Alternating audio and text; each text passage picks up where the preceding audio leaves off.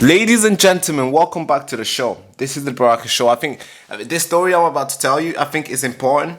It's important to every single person who consider themselves British. It's important to every single person who consider themselves patriot to this land, and who would, well, if you're stuck somewhere, you would want your government to come and save you, right? Yeah, it's important for you, and I want to tell you this story. So brace yourself for an impact. It's a heartbreaking one. Yeah, so I'm gonna quickly. I was gonna skip this story, but I thought, hey, this story is important. Everybody needs to know this. So here we go. So this story began with a phone call, just 8 minutes long. But that 8 minutes for one British family, it was everything. It was a lifeline. It was a whisper of hope. Lindsay and Greg Foreman, detained in Iran on charges of espionage, spoke to the children for the first time in 213 days. Yes, it's a lot of days, folks. But this is not just a story of a family reunion. No, it's a story of geopolitics, hostage diplomacy, and weaponization of foreign nationals. And this is not the first time Iran has done this before. This is not the first time. They've done it before and they're doing it again. And we have to sit here and ask the question, hey, why is Iran detaining foreigners, and what does it gain from this? And why is the world, especially Britain, why are we just watching while our citizens are over there just rotting in the cells? That's insane. That needs to be fixed. So let me tell you quickly, let me tell you more information about Lindsay and Greg.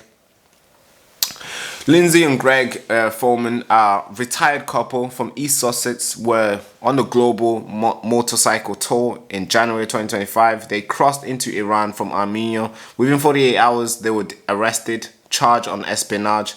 Iran claimed that they were mapping sensitive sites, and their family says that they were just tourists. They had no drones, no hidden camera, just a little GoPro and a love adventure, and they were just going on a tour.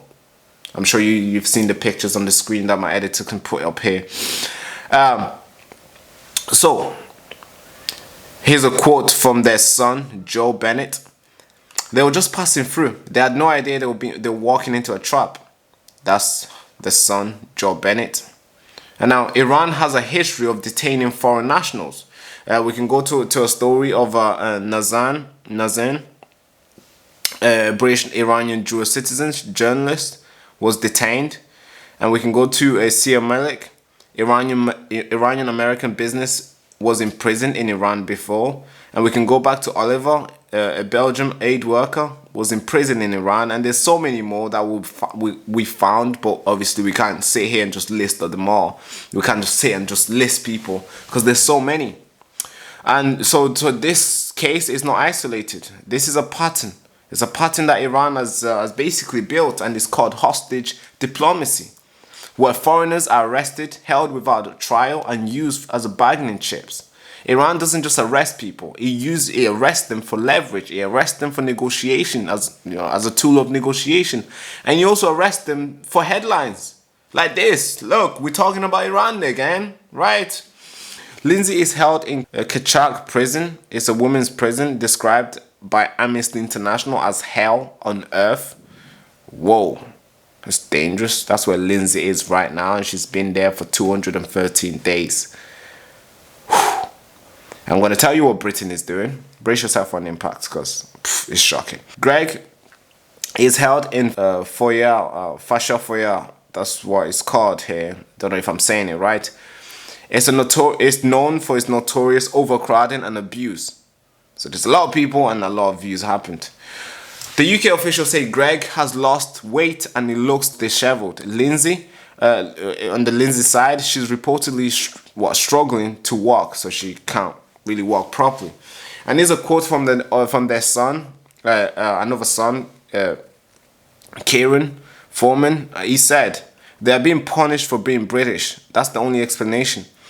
I agree. And for being foreigner into the country, I agree.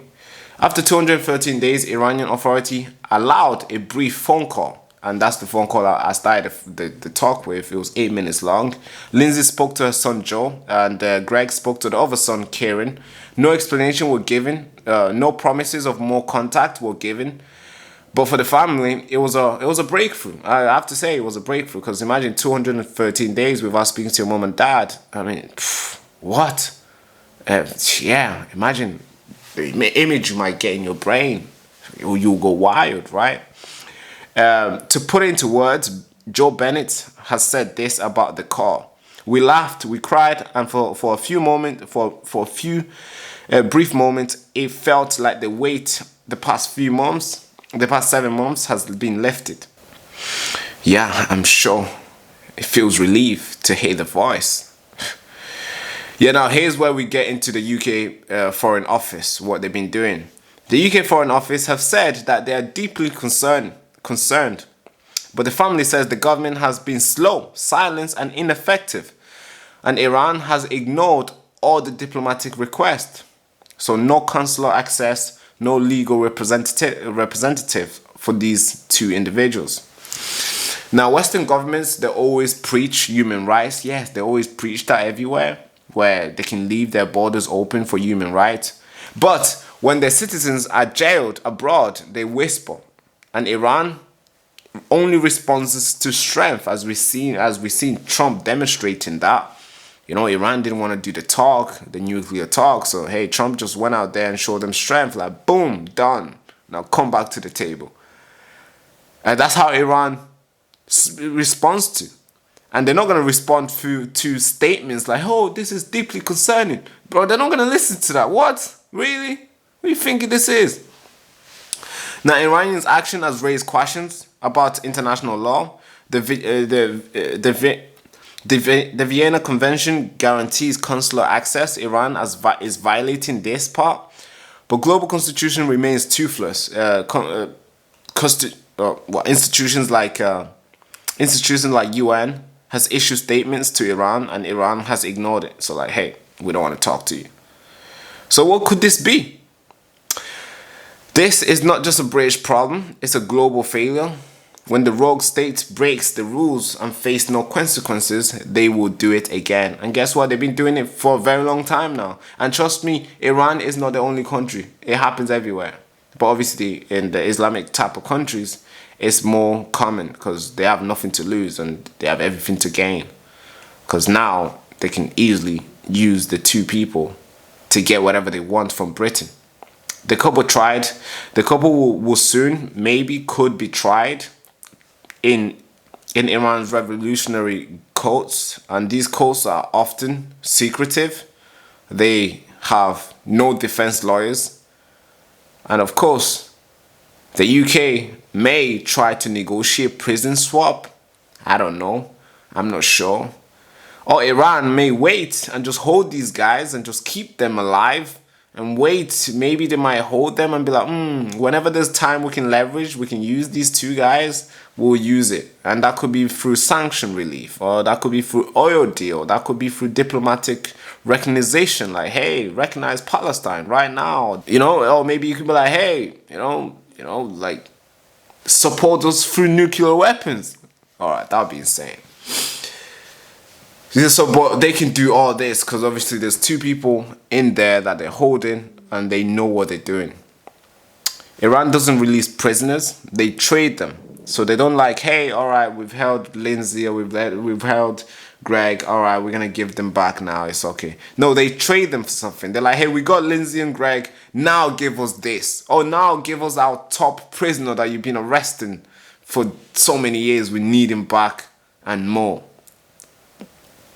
Now, Lindsay and Greg Foreman are not spies. They are just pawns in this system, in this situation. And Iran is playing a dangerous game. It's not like, you know, on the chess you got the little pawns. It's just like a Turk. And if you lose, it's fine. You'll get up and go. They are using this human life now. And the question is, how long are we just gonna keep on watching? Are we gonna just keep on watching until they arrest another guy, another couple, another person? Are we just gonna keep watching? Are we gonna just wait and be like, hey, hopefully they'll talk for another 8-minute call. Hopefully they'll get on another 8-minute call. Are we just gonna wait for that before we act and do something? Because The government is just being very performative right now. They are coming out and be like, hey, this is deeply concerning.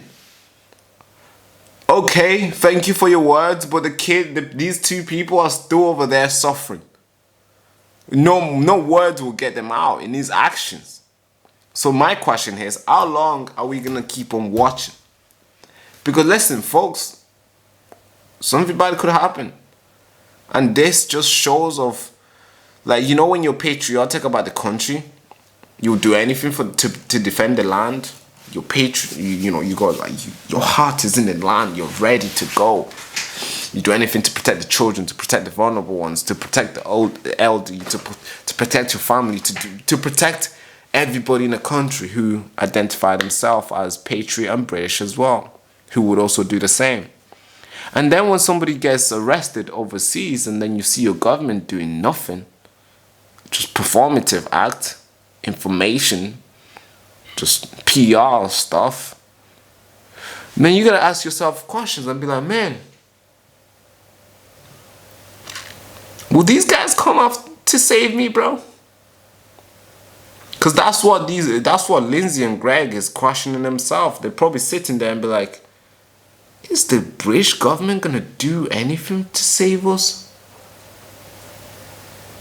Are we just holding this citizenship and holding this passport for nothing? I mean, how strong are they to go out there and do anything to get us out? Are we even important to that country anymore? Because 213 days, guys, is not a joke. Probably right now it's been 217 days. Because I just discovered this news.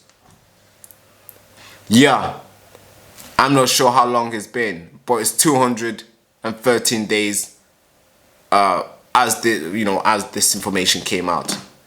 I hope when you receive it, it's no way. I hope when you receive it, they get something.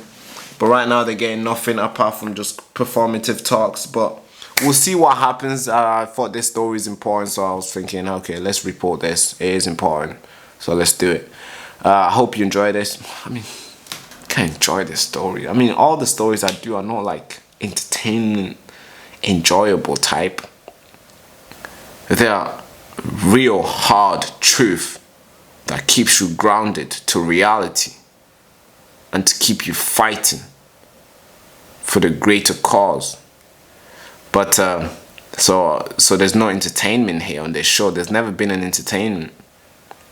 You know, this is not another talk show where you go and you see people talking about, hey, who's the best celebrity twerking today? Hey, Meghan Markle, oh, she's twerking. Nobody cares.